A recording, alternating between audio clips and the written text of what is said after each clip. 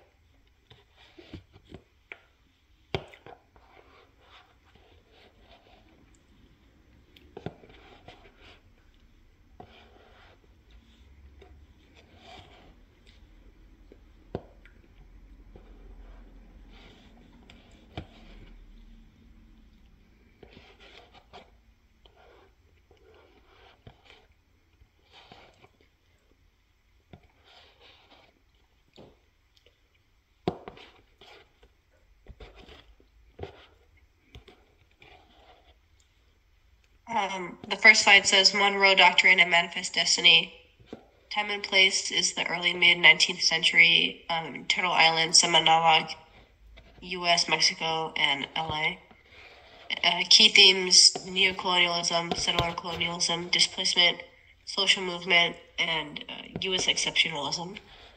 Alili, wonderful. Thank you so much for your initiative. I hope that your classmates will be inspired by that, by your initiative. Otherwise, we would have been sitting here for quite some time. Okay. Alili, what do you think LA stands for?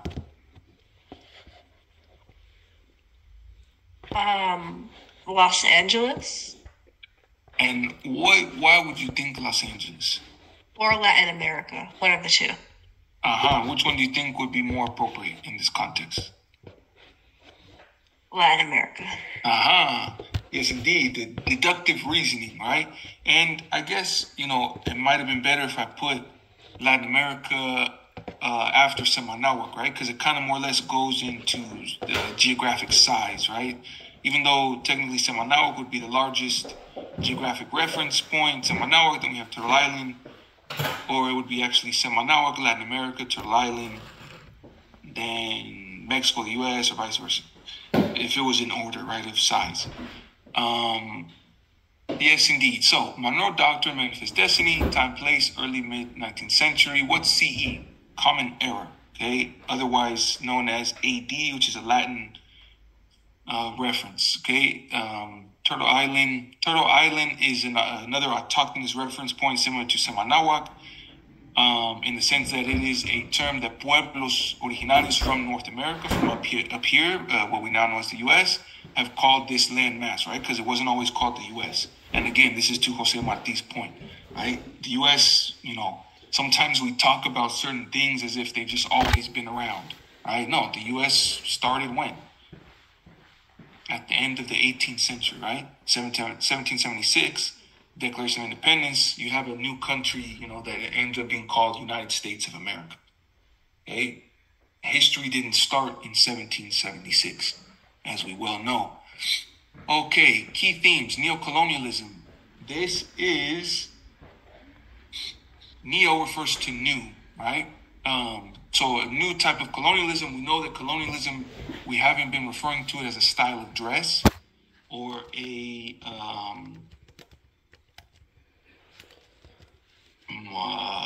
anything else, right? There's an example. Used example before that if you are religious or you're Catholic or you've been to Catholic mass or church, oftentimes in some cases it's at a mission, right? And the reality is that missions have a very bloody and violent history. And in fact, I personally learned that class, actually, the course that I took at Palomar many years ago in American Indian Studies, that the very structures, those very structures, the missions have actually the bones and the blood and the sweat and the tears of the pueblos who were forced to build them, right? So not to ruin your Sunday Mass, but that would be something to consider next time you might be there. And, it's synonymous with California, especially Southern California, because, this was kind of one of the heartlands of the mission system. And this came up last semester, right? The mission system was an anchor of the Spanish colonial social system, right?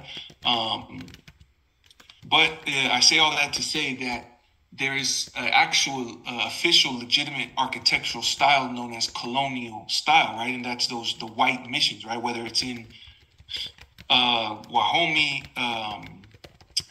San Luis Rey in Oceanside, whether it's Assisi's down in San Diego off the 8, okay?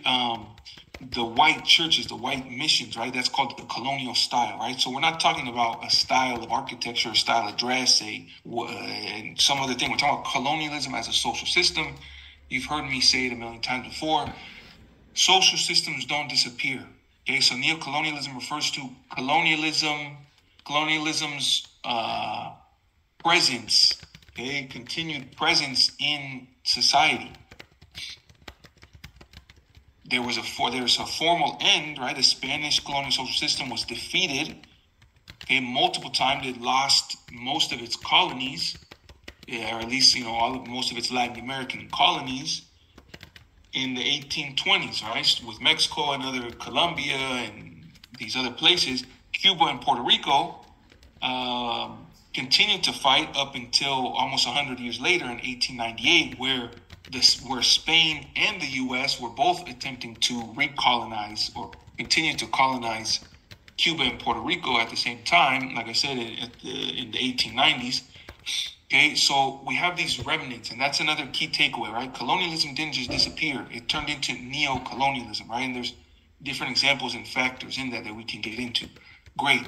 Who has an idea of what settler colonialism might refer to?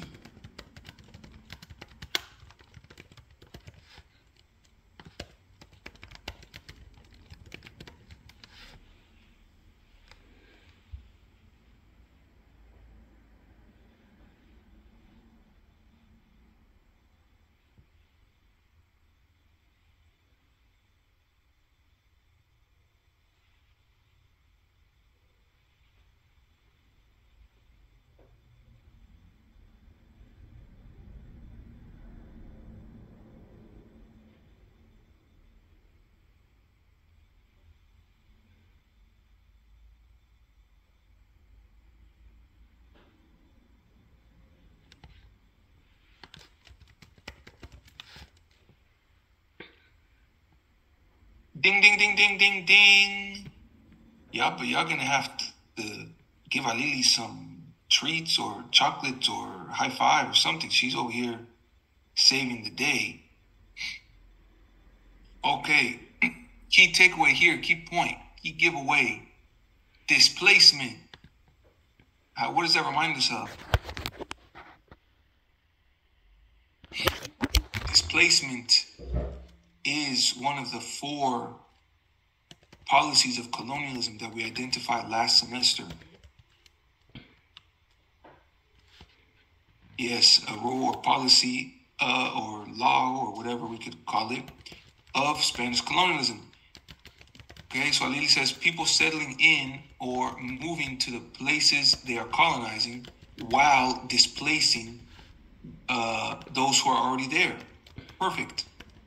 Okay, and we could take it a step further and we could say that settler colonialism at a certain point, in certain cases, not in the Spanish case, we'll get to that in a second, settler colonialism becomes an actual strategy or policy itself to maintain the power of the colonial system. The population from the home country, if we take the British, for example, British people use themselves, right, and to maintain to maintain the power of the British colonial social system. Okay, they leveraged their own population to create a population dynamic, right? Power numbers, more the merrier, at least in their context, in their case. Whereas the Spanish, on the other hand, they did not move. Right, the Spanish people from Spain, by and large, generally speaking, especially families, did not, as they call population transfer. They did not transfer their population really in any significant way, at least early on, but much less so as a specific strategy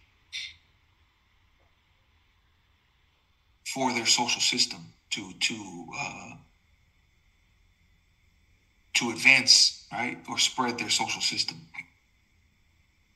In the case of the British, we know the familiar story, right, of the families together, man, woman, child, right, arriving in what would become the 13 colonies, right, escaping religious persecution in Britain because there was plenty of disagreements, right, over there. And they were persecuting people. Okay, so very different approach. Okay, so that's settler colonialism. We just mentioned, I literally mentioned displacement. Displacement is required for settler colonialism. We're not talking about, and what there's other terms, the way that settlement or settlers use as well, right? Like a settlement. Like, oh, it's a nice settlement. They came and they settled their family and they began to grow their, no. Settlement requires displacement. In this context, settler colonialism requires displacement. Okay? Displacement, as we said, is a policy of colonialism as a social system. Social movements. We've heard of the Chicano movement. That is a social movement. That is a pro-social movement, we could say, right? Promote the benefits and the well-being of everyone, but in particular, Chicano people, okay, and other nationally oppressed or historically oppressed populations. Okay, so we know that. What about Monroe Doctrine? What about Manifest Destiny? Are those social movements? Okay, and we'll get to that in a second. U.S. exceptionalism. Going back to Menchaca, when Menchaca talks about racial status hierarchies, U.S. exceptionalism incorporates racecraft and establishes a hierarchy of countries where the U.S. is at the top for XYZ reason, and in reality, it's an extension of both the Monroe Doctrine as well as Manifest Destiny. Okay, I'll give you all a second on this one.